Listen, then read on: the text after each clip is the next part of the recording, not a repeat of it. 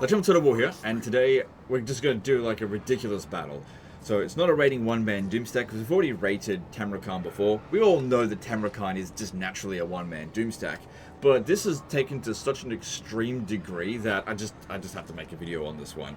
So Tamurkhan here is probably the most amount of effort I've seen put into making a character this ridiculously strong, just to a ridiculous degree. Like nothing's going to kill this character. So he's got 22,000 health. He's got a little bit of barrier because he's got the Trickster's Helm. He's got the Sword of Cain dominating.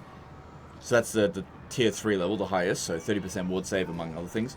He's got Talisman of Preservation and also the Burning Books of Khorne. So last time that we actually covered Tamurkhan as a rating one-man Doomstack, the Burning Books of Khorne weren't available. In fact, I think that the Nemesis Crown was. So yeah, he's got the Nemesis Crown as well. So that's where a whole bunch of extra health is coming in.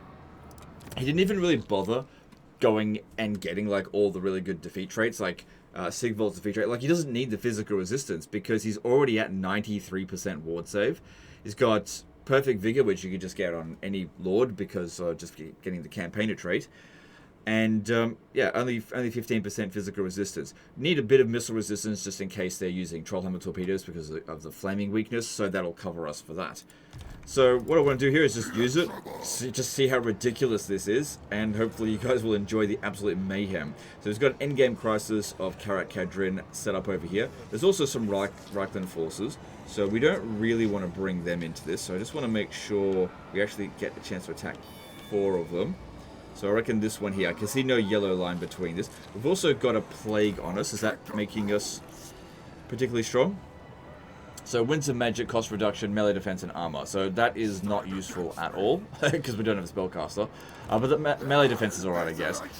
That's one of his weakest points. 76 melee defense, by all means, is not low.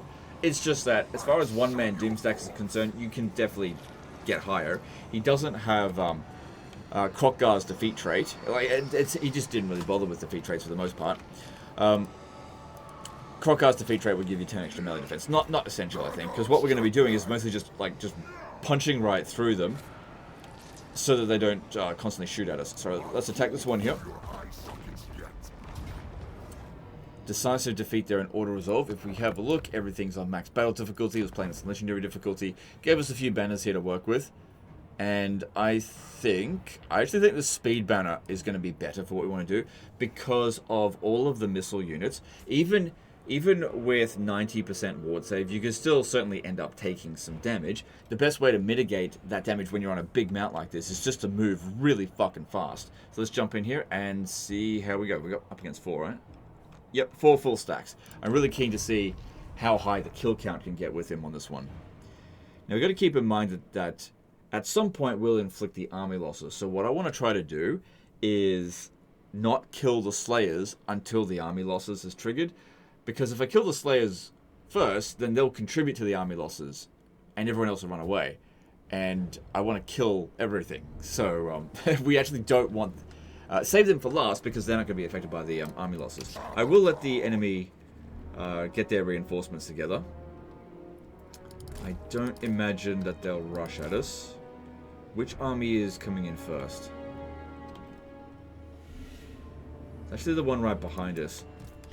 Well, if we want them to come in, just have to be at an angle where... not too far away. So that they can actually get set up together. Because yeah, I reckon the Mortis Engine effect from the Nemesis Crown is the main killing factor here. In many ways, the Nemesis Crown is actually better than the Sword of Cain, because at least you don't get the crippling public order penalties, which is, even playing on legendary difficulty, you can certainly manage that with Nurgle. So just let them get together. Because yeah, I didn't want those Reichland forces getting involved. They were just too weak. Let them get all organized over here.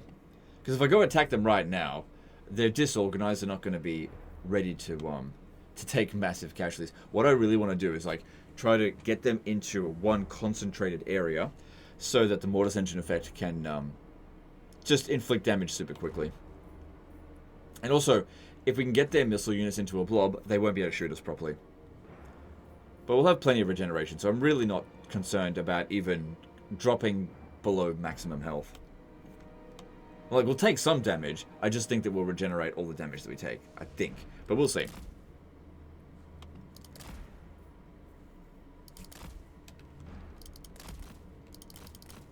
Okay. So let's get in there. So, taking a little bit of damage to the barrier, but no big deal. Because we got heaps of ward save there. Okay. Don't worry too much about... Let's see. We don't... I'm just trying to think, how can I get the most number of kills with inflicting the least amount of bounce power damage? This way. Forwards, host. Like, fighting things like miners, those are worth next to nothing.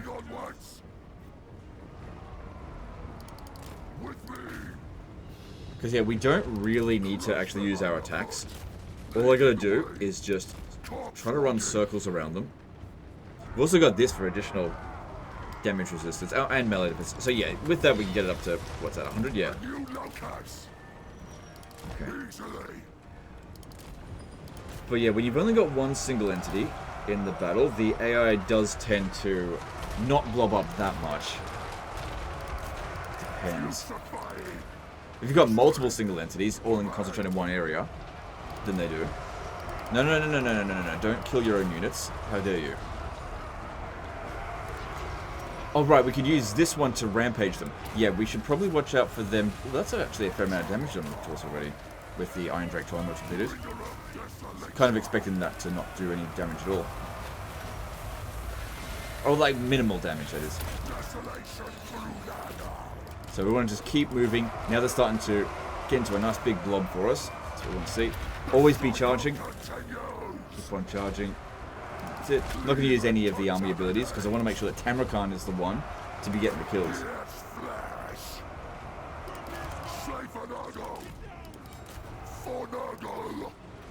31 damage from that hit from him. Yeah, look at this. So while we're just running right through them, we're not inflicting any damage based on our attacks. It's just the Mortal Ascension effect from the Nemesis Crown, which is pretty friggin' significant. So yeah, don't use any of these.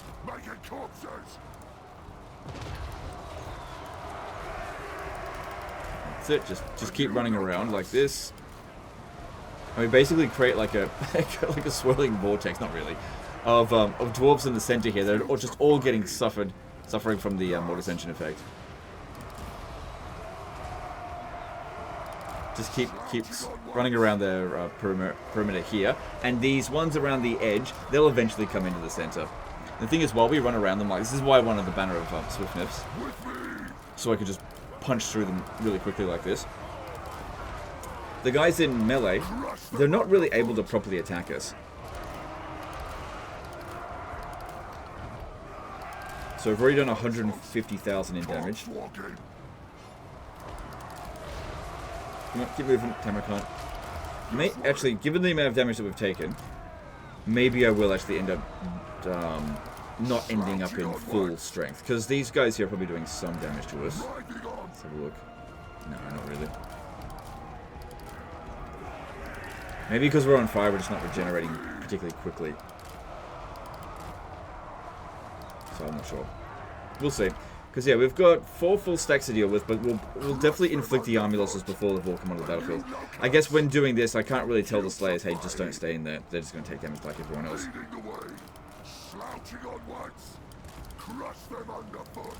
So I don't really want to kill their lords either at this stage here, because it's only going to be worth 1 kill, and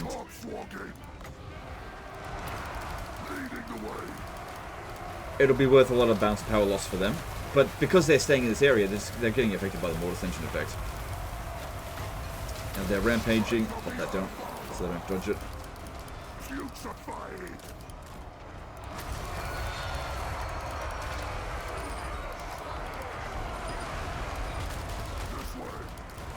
Good, so up to 220,000 in damage. Just keep moving.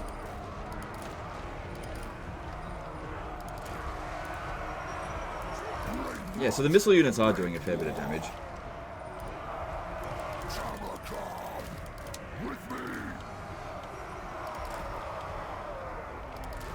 Because yeah, this gigantic plague, also a tow dragon, it's just so big that even if you've got 90% missile resistance, they're like going to be 100% accurate against you. It's just got to accept it. Also want to make sure we're drawing them into the center of the map so that when we do inflict the army losses, they need time to get off the battlefield. That way I can get even more kills.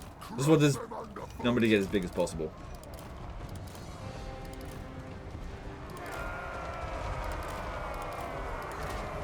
That's why I'm saying that the Nemesis Crown is more powerful than the Sword of Cain. I mean, obviously the ward save from the Sword of Cain is very good.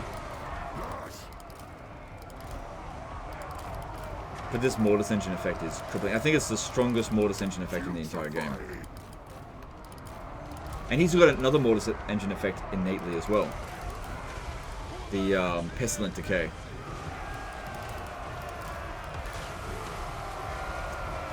But the Mortis Engine effect from Corrupted Crown 3, it's like more than twice as strong. Don't do attack orders because then he stops moving.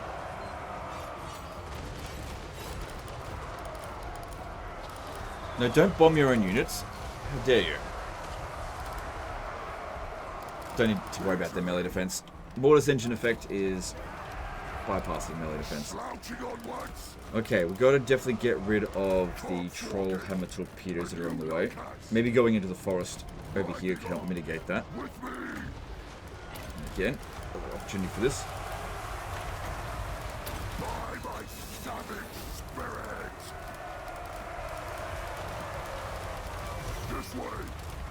Okay, I've got to get rid of them. They're probably doing a fair amount of damage to us, yep. And yeah, there's no dodging those shots with this. It's just too friggin' big. Even with 93 speeds. Way too big. Don't worry about unspeakable foulness. We don't need that.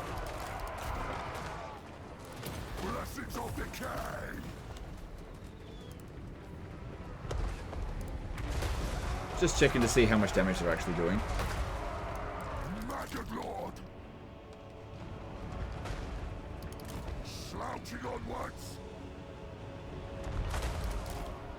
Make sure none of them leave the battlefield. Stay close over here so we get the Mortis Engine effect, and don't forget about them. The Iron Drakes shouldn't be that big of a concern because their shots aren't. Well, they are flaming attacks. They're not anti-large. They don't have that much damage effect against single entities.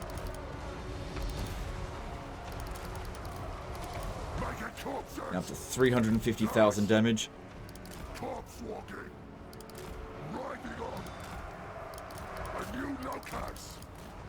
That's it. Just keep moving around them like this. Don't need to use the army abilities at all. Did that do much damage to us? No, not really. What about this one? A little bit more. Stop bombing your own units. Because you're denying me kills. It's just for my own personal enjoyment. Funny thing here is that this is not the best one-man doom stack in the game. Because the best one would just be whoever's like really small. In fact, the dwarves could, if they had the exact same equipment, they'd be better because, like Ungrim, for example,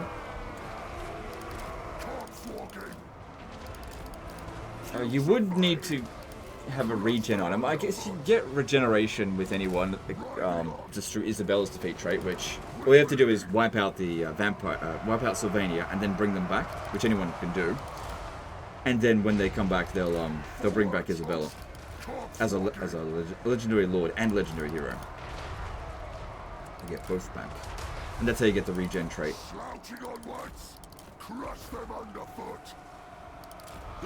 But that requires a fair bit of effort, whereas he has it innately. Because yeah, if you've got the Burning Book of Khorne, that takes up the enchanted item slot, so you're not going to be able to equip that and an Iron Warden Tankard.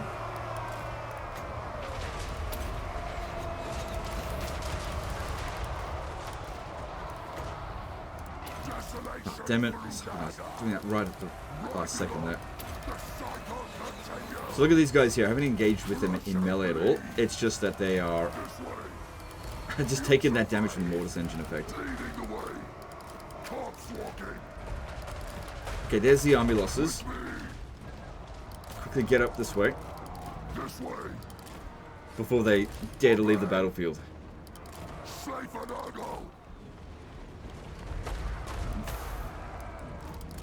Okay, get that one going. Well, look at that. Well, okay. We've still got a fair bit of regen to actually do, but we can still get back up to full health.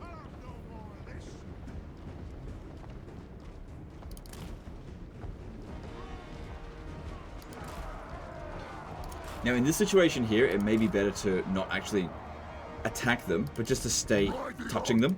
Because as we attack them, it spreads them out all over the place, whereas with this, not that specifically, more attention on all of them, even the ones that are getting far away.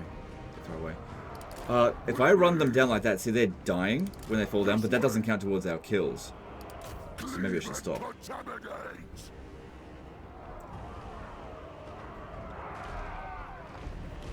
Right, 450,000 damage, 4,000 kills. Crush them underfoot. Forwards, host. Easily. Good. Had no real need for this. Riding on.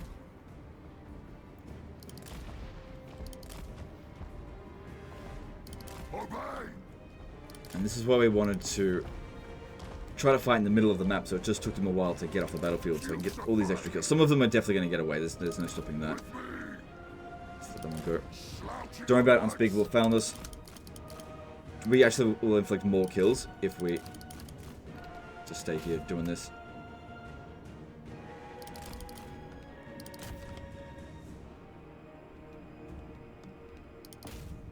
No, they're too far gone there. I guess I could use this to heal him. Oh, sorry, not that one, this one.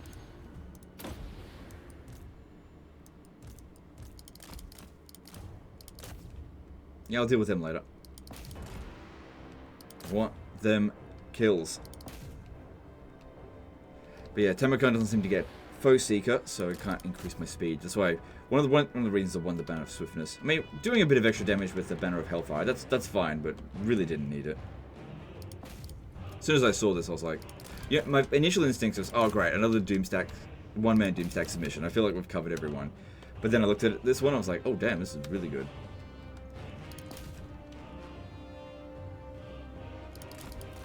Okay, now to finish them off. And they can't even get through our barrier.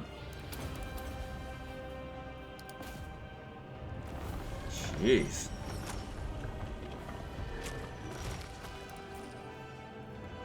So the only thing I think that possibly could make this better is actually the other Trickster Shard. Now you lose 20% ward save when playing as if you swap out the Book of Corn. But when we're going up against someone like this, losing 20% ward save and instead having physical resistance would be fine because they don't have that much magical attacks. But the other Trickster Shard would strip them away of their spell resistance and other resistances as well, and also provide us with some more barrier. So if he had gotten some of the defeat traits from the physical resistance traits, that would have been... that's the only way I could possibly see this being even slightly better, I guess. But yeah, we ended up at full strength. We got 478,000 in damage. Damage dealt in gold value, 70,000. And yeah, a few of them got away, just because the army losses was definitely going to be inflicted. This one here, in terms of the Mortis Engine effect, that is that would have been the weakest of the three, and it's not active all the time. You've got to constantly do it. These other ones here, yeah, definitely not necessary. We didn't have magical attacks, did we, on him? I'm actually not sure. What foul concoctions can we try here? I know we would, because we got the Sword of Cain. Of course, we didn't need the Lichbone Pennant. So yeah, that's all I wanted to do with this one here. Obviously, that's ridiculously powerful. I guess this guy's just having some fun with the campaign. And I guess the great things about this is that you don't need to actually go out and hunt down Legendary Lord defeat traits if you do this. Now, keep in mind, he did get the Helm of Draiska trait, which there's a 2% chance of that being provided. So on average, it'd probably take you roughly around 50 turns. You can save scum it though, as in hit end turn, because the Helm of Draeska trait happens the moment you hit end turn. So you'll see your messages pop up, and if it says trait gained Draeska's power, you got it. And if you didn't see that trait show up, we'll just load and then hit end turn again. And just keep rolling the dice. Eventually it'll happen. Sometimes it'll take you 2 turns, sometimes it'll take you fucking 100, just because of the random nature of it. You just gotta roll the right seed, essentially. But yeah, ridiculously fucking strong. 22,000 health on that. Didn't even bother getting all the physical resistance traits because it's totally unnecessary. Because the cap is 90%. So any more than 90% ward save is completely wasted. And ward save is physical resistance and spell resistance and missile resistance. But what this other bit of resistance here helps against is like any weaknesses that we have, like fire weakness. What also would have been really helpful is if you got Imric's defeat trait. Imric's defeat trait gives you fire resistance, so that completely mitigates the regeneration. So you don't need all these other ones here to try to mitigate that. Anyway, guys, that's the end of this one. Hope you guys enjoyed it. Hope you learned something. Appreciate you, and we'll see you next time. Later, guys.